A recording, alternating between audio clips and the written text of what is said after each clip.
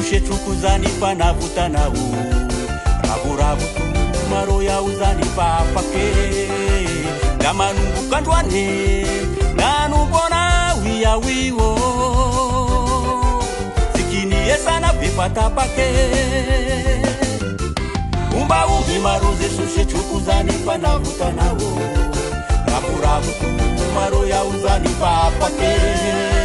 gamanungukandwane nanubona wiyawiwo sikiniye sana vipatapake Satugu fahita fa lala pisangenumbana lala sarute de papatanje fa izy sahoako e lala ombana ombako eda marunde agny rasarasara izy susimuliko taselako ngetsako la eo gnaniko sisa marotanumpoko izy susava Zakuro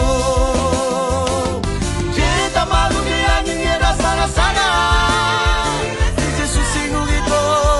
Nasela kungetako Layunga dikusi sama rutanu puku Ite susaba Kisinge zakuro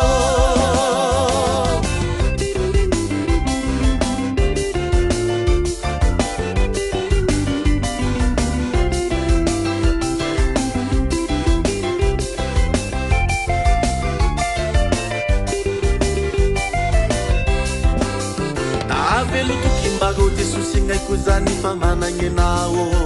Tamesasa kitu mitenga zan akambera nao Tamanubu kandwale